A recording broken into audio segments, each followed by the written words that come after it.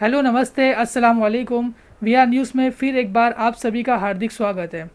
आज फिर एक बार हमारे साथ मौजूद है एम पॉलिटिकल पार्टी के founder cum national president mister Mohammad Naeem Shaikh ji. और आज की हमारे इस एपिसोड की सब्जेक्ट है bonanza of 900 crore rupees from BMC to the corporator of Mumbai. ज़्यादा डिटेल में बात करने के लिए बात करते हैं नईम सर से। 1958 में आखिरी दाव नामी की एक फिल्म आई थी जिसकी हीरोइन थी उस वक्त की मल्लिका हुस्न नूतन। हीरो थे शेखर। गीत लिखे थे मजरू सुल्तानपुरी ने। संगीत से संवारा था गज़ल के उस्ताद मदन मोहन जी ने। और उसमें रफ़ी साहब का एक बहुत ही मशहूर गाना था जिसके बोल थे, तुझे क्या सुनाऊं मैं दिलरुबा, तेरे सामने मेरा हाल है, तेरी एक निगाह की बात है, मेरी ज़िंदगी का सवाल है, तुझे क्या सुनाऊं मैं दिलरुबा।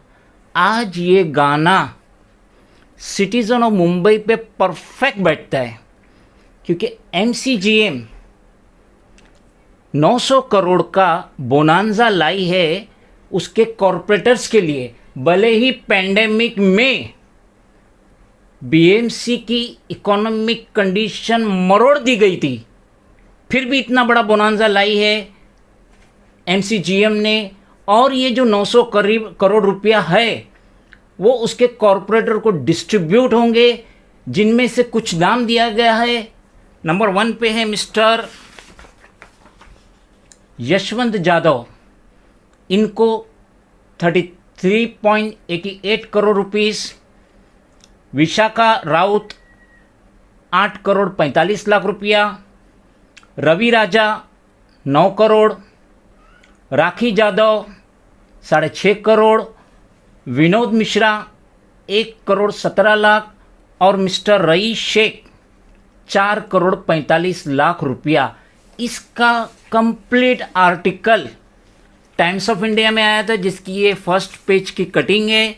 29 जनवरी फ्राइडे 2021 का है।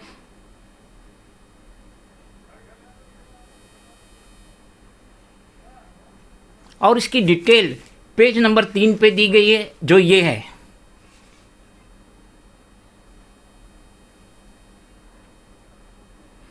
एमसीजीएम ये जो 900 करोड़ का बोनांजा दे रही अपने कॉरपोरेटर्स को, वो उनके क्षेत्र में यूज़ करने के लिए दे रही है। इससे कोई एसेट क्रिएशन नहीं होने वाला है, कोई रोड, कोई ब्रिज, कुछ नहीं बनने वाला है। अलबत्ता ये पैसा कॉरपोरेटर अपनी कॉन्स्टिट्यूएंसी में यूज़ करेंगे, जिसकी डिटेल कुछ इस तरीके से बताई गई है।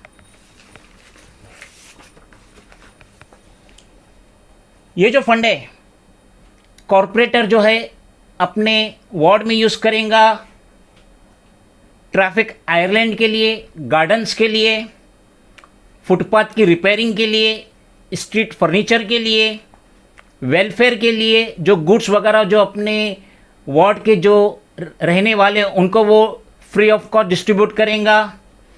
मगर इसमें कोई भी, जैसा मैंने बताया, एसेट क्रिएशन नहीं है। No construction of new road and bridges etcetera etcetera etcetera. Sir, ये जो डिस्ट्रीब्यूशन हो रहा है 900 करोड़ रुपीज़ का कॉरपोरेटर्स को, तो कॉरपोरेटर्स ये तो अपने वार्ड में डिस्ट्रीब्यूट करेंगे, लेकिन इसके लिए क्या कोई एलिजिबिलिटी क्राइटेरिया है बीएमसी की तरफ से जो सिटीजन्स को देना होगा जब जाके उनको ये बेनिफिट्स मिले? बीएमसी ऑफिशियल ये कह रहे हैं कि जो भी सिटीजन ऑफ मुंबई है जो जिस वार्ड में रहता है उसकी एज 18 से 60 साल के दरमियान होना चाहिए। और जूटे बैग्स वगैरह के लिए तो कोई ज़्यादा रिक्वायरमेंट नहीं है। मगर जिनको जेरोक्स मशीन चाहिए, फ़ोटोकॉपी मशीन चाहिए या 2 व्हीलर चाहिए विथ साइड व्हील्स, उनके पास मोर देन 40% का डिसेबल्ड सर्टिफिकेट होना चाहिए फ्रॉम डेजिग्नेटेड हॉस्पिटल्स। साथ ही साथ उनके पास येलो या ऑरेंज या पॉवर्टी लाइन के बिलो का राशन कार्ड होना चाहिए। साथ ही साथ उनके पास इनकम सर्टिफिकेट होना चाहिए जो 1 लाख से कम सालाना इनकम का होना चाहिए।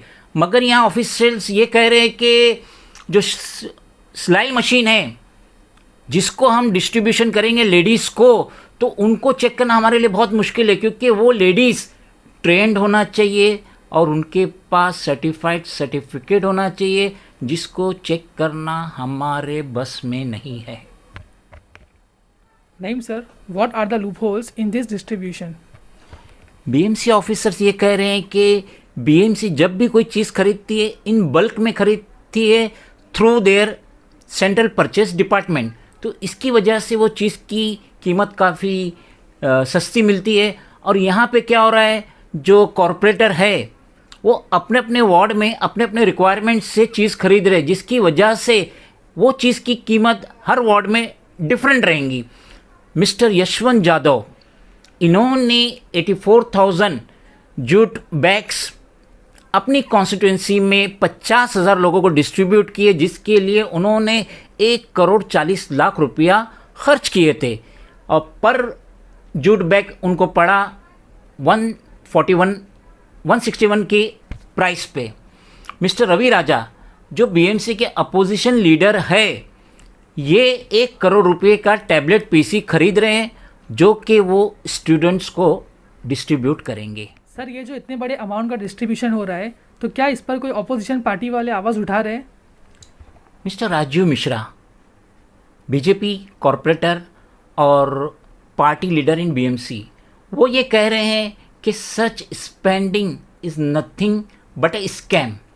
ये जो अखराजात हो रहे हैं ये कुछ नहीं है, सिर्फ एक स्कैम है।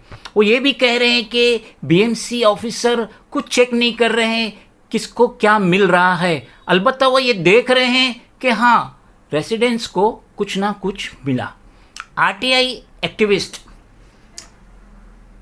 मिस्टर अनिल गलगली, वो ये कह रहे हैं कि सिटीजन्स ऑफ मुंबई को एक ग्रुप बनाना चाहिए और इस पे प्रॉपर मॉनिटरिंग करना चाहिए, जो ये इतना बड़ा अमाउंट का डिस्ट्रीब्यूशन हुआ।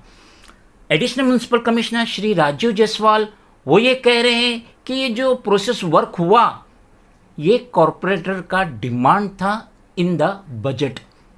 मैं सिटीजन ऑफ मुंबई से कहना चाहता हूँ, ये जो 900 करोड़ रुपया एमसीजीएम ने कॉरपोरेटर को दी, तो ये एमसीजीएम की जेब का नहीं था, एमसीजीएम की खुद की कोई पैदावार नहीं है, ये आपका और मेरा पैसा था, जो हम licence fees, property tax, rent, licence fees और साथ ही साथ जो हम पानी का बिल वगैरह भरते हैं, उसका ये जो जमा पूंजी थी वो बीएमसी ने कॉरपोरेटर को दी। अब आप ये सोचिए, क्योंकि बीएमसी एक तरफ तो ये कह रही कि हमारी इनकम पे बहुत बुरा असर पड़ा है पेंडेमिक की वजह से, साथ ही साथ टाइम्स ऑफ इंडिया में ये हेडिंग भी आया था कि एमसीजीएम एक्सपर्ट्स को हायर करने वाली है कि वो हमें बताए कि हमारी इनकम कैसे बढ़ी।